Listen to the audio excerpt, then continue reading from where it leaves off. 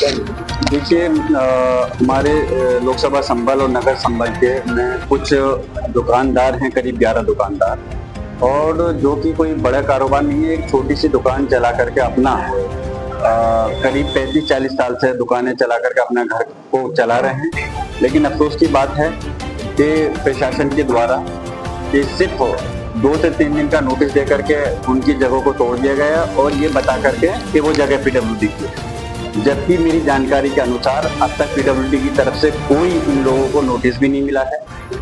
और अगर नोटिस देना था तो पहले किराएदारों को नहीं, जो उसके स्वामित्व हैं, जो मालिक हैं, उनको देना चाहिए था। लेकिन किराएदारों को देकर के जिस तरह से बुलडोजर की कार्रवाई की गई है, मैं इसकी कड़े शब्दों के अंदर निंदा करता हूँ। अभी मैंने फिलहाल तहसीलदार संभल से बात करी है, उसके बाद में एडीएम संभल और डीएम संभल, उनसे भी मैं बात करूंगा।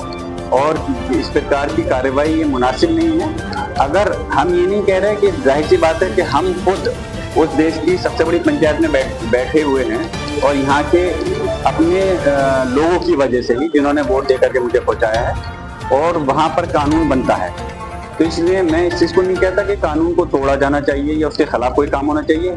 अगर कोई चीज़ गलत थी उन लोगों की तरफ से तो उनको पूरा मौका मिलना चाहिए था, उनको अपना पक्ष रखने के लिए।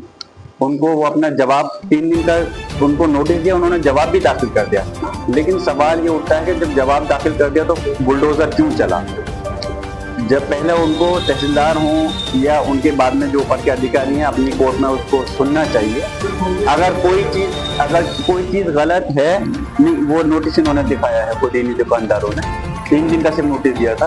और अगर कुछ गलत है तो वो करना चाहिए था। मिसाल के तौर पर आए दिन साहब अभी आ जाए, जैसे कि कब्रिस्तान का मसला है, वहां भी बुलडोजर चला दिया गया।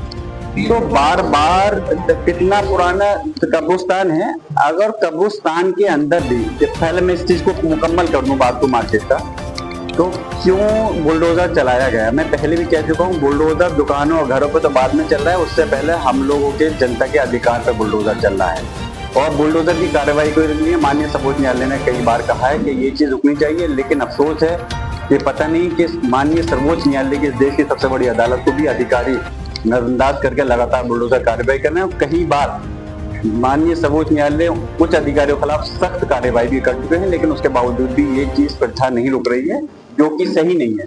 हम चाहते हैं कि इंसाफ होना चाहिए। अगर किसी ने गलत किया है तो उसका पूरा पक्ष सुन करके उसके बाद कोई निर्णय लेना चाहिए था। जबकि जो यहाँ के 11 दुकानदार हैं, किराएदार हैं, उनका न्यायालय में यहाँ पर संभल के केस भी उन्होंने चल रहा है, इसलिए नहीं है लेकिन केस चल रहा है, इस चीज को भी नजरअंदाज किया गया। तो ये चीज गलत है कि जिस तरह से जो मेरी जानकारी में आया कि 2-3 लोग को शायद कुछ इस चीज का लाभ मिल सकता है, हो सकता है, लेकिन एक उनके चक्कर में क्यों क्षेत्राधिकार, अगर मैं भी इस चीज की पूरी स्टडी करूंगा, जानकारी में ये भी है मेरे के कार्य क्षेत्र या उनके क्षेत्राधिकार से बाहर है जो निर्णय लिया गया है। अगर ऐसा किया है तो गलत क्या है? और मैं फिर से ये कहना चाहूंगा अपने संभल के पुलिस प्रशासन से और उत्तर प्रदेश सरकार से कि हम चाहते हैं इस हमारा संभल ही नहीं, पूरे प्रदेश की तरक्की हो। और हम तो देश की तरक्की की बात करते हैं, लेकिन ये चीज तभी संभव है जब सब लोग सुख से, शांति से, सुकून के साथ में रहें और कानून व्यवस्था के दायरे में रहकर का काम करें। कानून का दायरा सिर्फ जनता के लिए नहीं है, उन अधिकारियों के लिए भी है जो कि इससे बंधे हुए हैं।